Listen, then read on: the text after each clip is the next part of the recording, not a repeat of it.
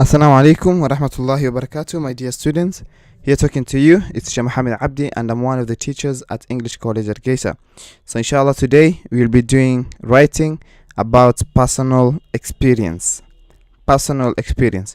واحد هورو سمرتي وحي experience كا at سمرتي you want to write about the أما واحد دوني سيناد نقاشي إناد بولشادة ويسيسيد. Yeah, you want to tell everyone about the things you've done. So let's say writing about your personal experience. So when you're writing about your personal experience, you need to understand a few things. So I'll take you from step to step. Manta awi madwan senior. So duga shekin lahiden how you would have talked about your personal experience. Amma sidil and lagarabo in tku hada shit your personal experience, okay? So how we hakamida. Number 1, you have the first step, waxay ahayd your pre-writing stage. Pre-writing stage waxaan idinka doonaya, first of all, you must choose one experience from your life that is interesting enough to be told. Marka hore, you will choose your own topic, and your topic should be very interesting, whereby you think about one experience in your life, something that has happened in your life that you'd really like to tell everyone about it. You'd love to tell people about experience. So think about the experience first, something that is very much experienced, and then after that you also need to do the brainstorming keyboard and everything like that. You know the processes. But the first thing in when you want to talk about your personal experiences, number 1, you think about the stories that needed to be told. That is one. Then the introduction paragraph. Okay, so now I'll tell you something else. Think of an introduction. First of all, you must think about an introduction that will make the reader eager to know more about the experience. Make sure that qofka waxa akhrinaya think about an introduction, ama introduction kaagi waa inay noqoto mid qofkii akhrinaya soo jiidanayso. This person must be very interested in understanding what you're doing. So make sure you pull this person's mind, this person's thinking, interests, wax kasta. Niyadiisa maadaama hadad marka hore hadad u sii dhistid, then it will be very interesting for the person to read. Okay, so make sure you create an interesting mood for this person to read, inshallah. Okay, that is the introduction part. Think about adan waxaan ku bilaabo, adan waxaan ka sheekeeyo, adan waxaan sameeyo, adan intaan sameyn lahaa, adan intaan sameeyo. And it's going to be a very interesting part for the reader to read. Okay, then you have the next part. In your body paragraph, or when you're talking about your personal experience, then you have the body paragraphs. Remember, it would be 2 to 3. So 2 or 3 mela. So in your body paragraph waxa laga rabaa inaad ka hadashid you orta grammatical grammar ahaan waxa weeyaan you could be using simple past, or sometimes you need to use past continuous tense markaad ka hadlaysid. You basically know the differences between simple past your past continuous tense. The next one waxa weeyaan, if something happened in the previous time to the personal experience. If something happened previous to the personal experience, hadii wax kugu dhacday inta personal experience ka sheekeynaysid ka hor hadii tahay. For example, before you wake up in the morning, what happened? That's your past experience. So just for example, first of all, you were a child. You were sleeping. So sleeping was happened before you waking up. So marka, if something happened before your personal experience at kashekeenisid, then you need to use something we call past perfect, and I believe you understand past perfect. Okay. Then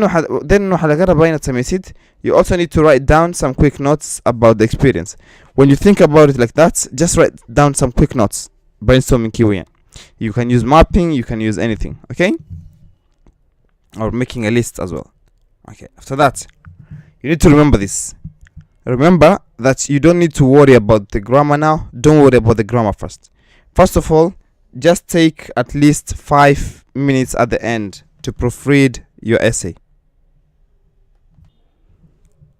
على كل حال, once you've started writing down something from start to the end, ما قصب إنك اكتب خلاداتك يوحي خلاد سميسيه grammatical. You don't need to watch for your grammatical mistakes.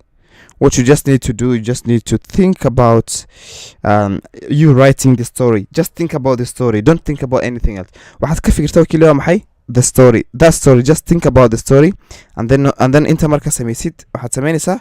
When you've thought about the story, وحتسمعني سا, you will just write from the start to the end. Don't think about the mistakes you've made or anything. أنت مركز قرتيت. Then after that, you can now take 5 minutes. One مركز سميسيت your essay, and كبعد حسمين سا, you'll just take 5 minutes or حتيجي don't everything, your grammar and everything. Just proofread your essay. Just proofread your essay after that. Okay? Then after this, remember that every detail. So when you're writing, marka qorisid, and then when you're writing, this is your body paragraphs. This is something that you need to remember. وحلا جو بهانيين تحسستيد. Okay? You need to remember every detail. wax kasta waxa shay kasta وين حسستيد, and then try to visualize it. waxa raba inaad isku sawirtid wixii maskaxdaadii inaad ku sawirtid bala dunya. Okay, then once you've done that, then this is going to be very easy for you. Okay, so what are you supposed to visualize it? What are you supposed to remember every detail? Why? You need to remember your feelings. waxa dareenkaaga caadi saad u dareemisay, okay, about the experience. Your thoughts saad uga fikirisay marka xilliga marka joogtay. What were your thoughts? fikirkaaga sidee ahaayeen? Everything. Okay, and then also the objects around you. wixii alaabtay ku wixii the things around you. Try to even remember meeshaad joogtay, environment-kaad ku jirtay. Yeah, for example, let's say you are walking in a forest. For example, you're walking in a forest. Try to remember wax kasta in a clear vision. يعني حتى libaax markay kusoo irinayso oo kale. So try to remember before libaax intan kusoo irin. Try to remember the environment aad ku jirtay. geedadkii sidee ahaayeen? ma geedad dhaadheer oo agaaro, yeah, very tall, very big, the shape, the color, the sizes and everything. These are just some of the things laga baahan yahay inaad fahanteed. Okay, then the next one, the smell. The smell. Try to remember the smell of the food, for example, of the taste of the things around you, the actions. dhaqdhaqaaqaad ku arkaysa meeshii. These are some of the things la doonay inaad fahanteed markii hore. You need to remember these things. Once you remember these things, then you can easily write a very interesting paragraph. Okay, so after that, also try to include the setting meesha joogtay. Try to include the setting waxa weeyaan, try to include the place, the time. You also need to give specific details about the place and time. Try to give more details about the place at joogtay and that time, the precise time. One beautiful evening, Monday evening. It was on a beautiful Monday evening. I was sitting on the chair with my father. He started telling me the stories. Just like that. يمكن حتى كمان فكرين بقى. لكن that's what I want you to do. Just talk about it, okay? سأصلا إن شاء الله نتقال عشان. Then how do you tell the events marka? sheekooyinka markaas idin uga sheekeenaysaa. Now intii oo dhan waad xasuusan kartaa. Very good. sheekooyinkana markaas idin noo sheekeenaysaa marka. Waxaad noo sheegaysaa and try to put things in chronological order. Shalay baan idin in the previous lesson baan idin dhigay the chronological order. waxa weeyaan the way sidii shay isku xigan, the way things are following each other. Okay, at the same time, after that, or try to use the flashback technique, something you call a flashback technique. Flashback technique waxa weeyaan it is basically recalling a set of events that occurred before something happened, before the scenes immediately proceeding.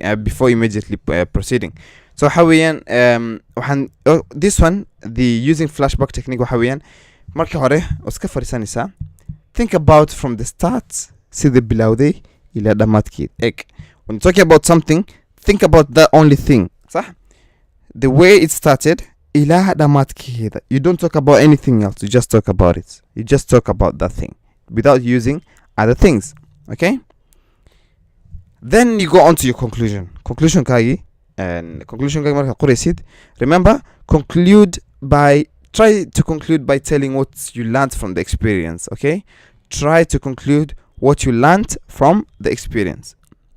وحي ماشي وحي يتكلم بحذي maalinta maxaad ogaatay. And that is the day when I knew that lions are still animals, they can kill you, for example. Okay, this is just to Salomboksi.